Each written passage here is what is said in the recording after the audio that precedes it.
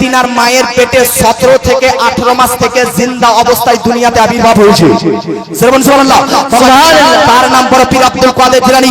বড় পীর আব্দুল কাদের জিলানী যেই দিন জন্মগ্রহণ করেছে রমাদান মাসের 1 তারিখে, তিনি জন্মগ্রহণ করার পর পুরো রমাদান মাসের দিনের বেলাতে দুধ পান করতেন না মায়ের। কেন দুধ না পান করে জগৎবাসীদেরকে রোজা রাখার শিক্ষা দিয়েছে। সুবহানাল্লাহ। বাবাজি, এই হচ্ছে বড় পীর আব্দুল কাদের জিলানী, যিনি রমজান মাসের 1 তারিখে জন্মগ্রহণ করেছে। জোরে বলেন সুবহানাল্লাহ। এবার আসুন বেরাদার, রমজান মাসের 3 তারিখ, 3 রমজান, রমজান মাসের 3 তারিখ কি কি হয়েছে? রমজান মাসের 3 তারিখ নবী নন্দিনী, নবীজির কন্যা, নবীজির বেটি উম্মুল খায়ের ফাতিমা রাদিয়াল্লাহু তাআলা আনহা তিনার ইন্তেকাল হয়েছে। সুবহানাল্লাহ। রমজান মাসের 3 তারিখ মা ফাতিমা জাহরা, জান্নাতি রমণীদের রানী মা ফাতিমা জাহরা নবীর বেটি, 3 রমজান, রমজান মাসের 3 তারিখ 11 হিজরি তিনার ইন্তেকাল হয়েছে। বাবাজি, আপনাদেরকে আরো বলতে চাই, তাহলে রমজান মাসের 2টি তারিখ সম্পর্কে জানলেন। 1 তারিখ বড় পীর আব্দুল কাদের জিলানীর জন্মদিন, 3 তারিখ মা ফাতেমার ইন্তেকাল দিবস। আসুন বিরাদার, আপনাদেরকে আরেকটা কথা জানিয়ে দেয়। ওগো বাবাজি, দুনিয়ার মধ্যে সবচাইতে বড় কিতাব কতটা? তো আপনারা বলবেন দুনিয়াতে আগে থেকে শেষ পর্যন্ত বড় বড় কিতাব হচ্ছে 4টা। একটার নাম তাওরীত, একটার নাম জবুর, একটার নাম ইনজিল, আর আরেকটার নাম হচ্ছে কুরআন। এই 4টা কিতাবই এই রমজান মাসে নাজিল হয়েছে। সুবহানাল্লাহ। মনে রাখবেন বাবাজি, 6 রমজান, রমজান মাসের 6 তারিখ, রমজান মাসের 6 তারিখ জবুর কিতাব হযরতে দাউদ নবীর প্রতি নাজিল হয়েছে। রমজান মাসের 7 তারিখ তাওরীত কিতাব হযরতে মুসা নবীর প্রতি নাজিল হয়েছে। রমজান মাসের 14 তারিখ আমার বেরাদার হযরতে ঈসা আলাইহিস সালামের উপর ইনজিল কিতাব নাজিল হয়েছে। আর রমাদান মাসের শবে কদরের রাত্রিতে বেরাদার কুরআন অবতীর্ণ হয়েছে। সুবহানাল্লাহ। আপনাদেরকে বলতে চাই বাবাজি, এই রমাদান মাস, এই রমাদান মাসের 10 তারিখে, মানে 10ই রমাদান, রমাদান মাসের 10 তারিখে আমার নবীজির সবচাইতে কাছে, সবচাইতে প্রিয়, দুঃখের এবং সুখের সাথী, নবীজির সর্বপ্রথম স্ত্রী হযরতে মা খাদিজাতুল কুবরা, নবীজির স্ত্রী মা খাদিজাতুল কুবরা রাদিয়াল্লাহু তাআলা আনহা, তিনারও ইন্তেকাল রমজান মাসের 10 তারিখে হয়েছে। সুবহানাল্লাহ।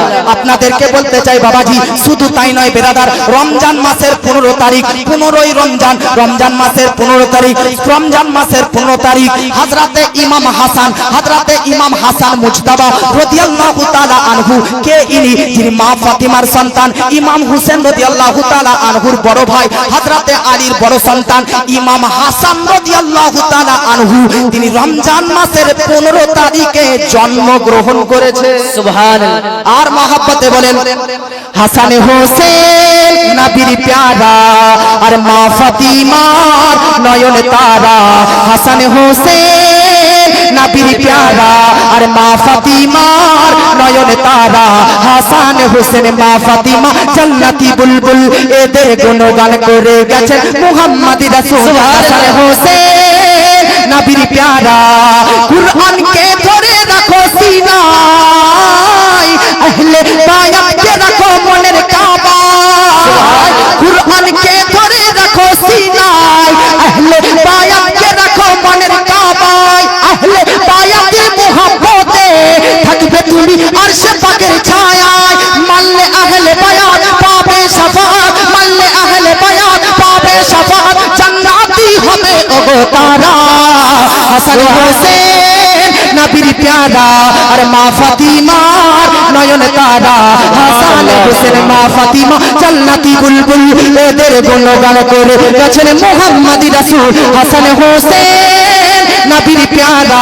জোরে বলেন বাবাজি, আপনাদের মধ্যে আমি 15 রমজান পর্যন্ত এসেছিলাম। রমজান মাসের 15 তারিখ কার জন্মদিন? ইমাম হাসানের জন্মদিন। জাযাকাল্লাহ। আমার বাবাজি আপনাদেরকে আর দুই একটি কথা বলে দিই। রমজান মাসের 17 তারিখ, জোরে বলেন, রমজান মাসের কত? 17। রমজান মাসের 17 তারিখ 17ই রমজান ইসলামের মধ্যে সর্বপ্রথম যুদ্ধ কাফেরদের সঙ্গে মুসলমানদের বদরের যুদ্ধ অনুষ্ঠিত হয়েছিল। এই বদরের যুদ্ধের প্রান্তরে 14 জন বেরাদার, এই বদরের যুদ্ধের প্রান্তরে 14 জন সাহাবায়ে কেরাম শহীদ হয়েছিলেন। আর এই বদরের যুদ্ধের প্রান্তরে বেরাদার 313 জন মুসলিম সাহাবী মিলে 2000 এর চাইতে বেশি বেধর্মীদেরকে, এই 313 জন বেরাদার সাহাবী রাসূলুল্লাহ 2000 এর চাইতে বেশি বেরাদার বেধর্মীদেরকে পরাজয় করে ইসলামের পতাকা উত্তোলিত করেছিলেন। আব্বাজি আপনাদেরকে বলতে চাই, তাহলে 17ই রমজান বদরের যুদ্ধ হয়েছে। শুধু তাই নয়, এই 17ই রমজান নবীজির আরেকটা স্ত্রী হযরতে আয়েশা সিদ্দিকারও ইন্তেকাল হয়েছিলেন। আব্বাজি আপনাদেরকে বলতে চাই, এই রমজান মাসের 20 তারিখ মক্কা জয় লাভ করেছিল। শুধু তাই নয় বেরাদার, মক্কা জয়, আপনাদেরকে যদি জিজ্ঞাসা করি ভারত স্বাধীন হয়েছিল কত সালে, তো আপনারা বলবেন 1947 সালে ইংরেজদের হাত থেকে এই ভারত স্বাধীন হয়েছিল। ঠিক সেই রকম রমজান মাসের 20 তারিখ মক্কা শহর বেধর্মীর হাত থেকে আর কাবা শরীফ মূর্তি থেকে স্বাধীন হয়েছিল। শুধু তাই নয় বেরাদার, রমজান মাসের 21 তারিখ, 21শে রমজান মাসের 21 তারিখ হযরতে আলী রাদিয়াল্লাহু তাআলা আনহু শহীদ হয়েছিলেন। জোরে বলেন। এই হচ্ছে রমাদান। এই রমজান মাসে বহু ঘটনা ঘটেছে।